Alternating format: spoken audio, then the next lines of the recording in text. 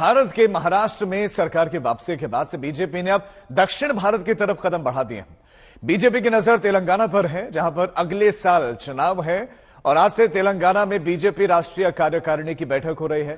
प्रधानमंत्री मोदी, गृह मंत्री अमित शाह समेत बीजेपी के तमाम केंद्रीय मंत्री कार्यकारिणी में शामिल हो रहे हैं और राज्यों के मुख्यमंत्री, उप मुख्यमंत्री भी इसमें मौजूद रहेंगे। कल हैदराबाद में ही प्रधानमंत्री मोदी की रैली भी है और 2 दिनों की बैठक में आर्थिक राजनीतिक प्रस्ताव पर भी चर्चा होनी है।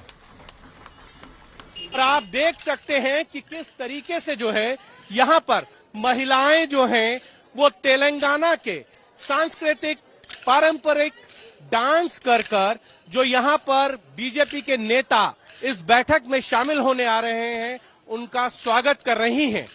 आप अंदाजा लगाइए 2018 के अंदर बीजेपी यहां पर ये कहे कि विधानसभा चुनाव में उन्हें नाम मात्र की सीटें मिली थीं, लेकिन 2019 के लोकसभा चुनाव में बीजेपी ने 17 लोकसभा में से 4 लोकसभा सीटें जीती थी और उसके बाद जितने भी विधानसभा के उपचुनाव हुए हैं, इन उपचुनाव में बीजेपी का परफॉर्मेंस बहुत ही अच्छा रहा है। और अब बीजेपी को लगता है कि दक्षिण के अंदर कर्नाटक के बाद जो तेलंगाना है, यहां पर बीजेपी कमल खिला सकती है और इसीलिए बीजेपी ने अपनी पूरी ताकत जो है वो अब तेलंगाना में लगा दी है और लगभग 18 साल बाद बीजेपी की राष्ट्रीय कार्यकारिणी की बैठक हैदराबाद में हो रही है।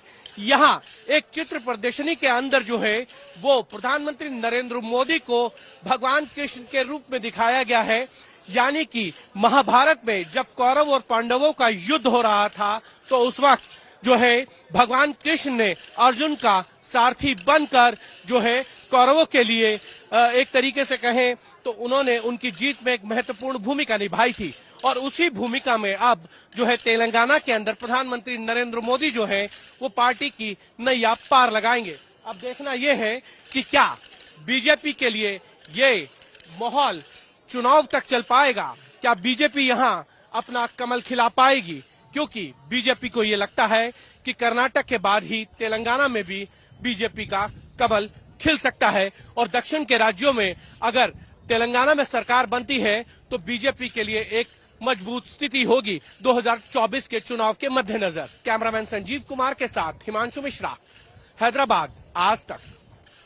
तो 18 साल बाद हैदराबाद में बीजेपी के दिग्गज, इसी में और मायने समझाने के लिए हमारे संवाददाता हिमांशु मिश्रा हमारे साथ जुड़ गए। हिमांशु, मायने क्या निकाले जाए 18 साल बाद बीजेपी की कार्यकारिणी का वहां पर बैठक का होना, क्या संदेश देना चाहती है बीजेपी? देखिए, बिल्कुल बीजेपी राजीव जो है यहां से ये संदेश देना चाहती है कि दक्षिण भारत के अंदर बीजेपी अपने कदम कर्नाटक के बाहर भी जो है पसारना चाहती है। केरल में बीजेपी ने कोशिश की, तमिलनाडु में उसने एआईएडीएमके के साथ कोशिश की, पुडुचेरी में उसकी गठबंधन की सरकार है। तेलंगाना, जैसे मैंने पहले भी अपने बातों में कहा है कि तेलंगाना एक ऐसी जगह है बीजेपी को लगता है जहां कमल खिल सकता है। 2019 के अंदर 17 में से 4 लोकसभा सीटें बीजेपी ने यहां पर जीती थी। उसके बाद जितनी भी उपचुनाव हुए विधानसभा के, उसमें बीजेपी को जीत मिली है।